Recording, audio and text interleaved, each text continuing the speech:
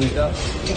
আজকে lieutenant general অবসরপ্রাপ্ত মাসুদ উদ্দিন চৌধুরীকে 11 দিন রিমান্ড হওয়ার পরে আবার বিজ্ঞ আদালতে আনা হয়েছে, আবার আজকে রিমান্ড চাওয়া হয়েছিল। তার পরবর্তীতে আজকে যখন আদালতে উঠানো হয়েছিল তখন বিশেষ করে আমার উদ্দেশ্যে উনি বলেছেন যে বিশেষ করে যে আমি দেশপ্রেম এটাই হচ্ছে আমার অপরাধ, সেই জন্যই আজকে আমার হাতে হাত করা অবস্থায়। আমি দেশের জন্য কাজ করেছি, মানুষের জন্য কাজ করেছি, সেই জন্যই আমাকে বারবার রিমান্ডে নেওয়া হচ্ছে এবং দেশপ্রেমের এই যে উজ্জ্বল দৃষ্টান্ত হচ্ছে আমাকে হাত করা অবস্থায় আজকে এখানে নিয়ে আসা হয়েছে।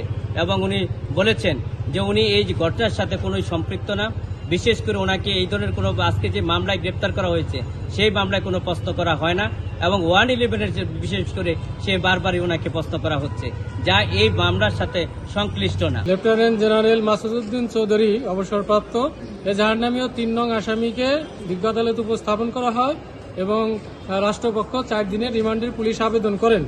আমরা আসামি পক্ষ রিমান্ড বাতিলের জন্য শুনানি করেন, আমরা রাষ্ট্রপক্ষে রিমান্ড মঞ্জুরের জন্য শুনানি করি এবং শুনানিতে আমরা যুক্তি সহকারে উপস্থাপন করি যে এই মামলায় ইতিপূর্বে রিমান্ডে নেওয়া হয়েছিল আসামিকে, সেখানে আংশিক তথ্য উদ্ঘাটিত হয়েছে এবং সেই পূর্ণাঙ্গ তথ্য উদ্ঘাটনের জন্য আরও 4 দিনের রিমান্ডের প্রয়োজন। বিজ্ঞ আদালত উভয় পক্ষের শুনানি আনতে বিজ্ঞ আদালত সন্তুষ্ট হয়ে আসামিকে 3 দিনের রিমান্ড মঞ্জুর করেছে।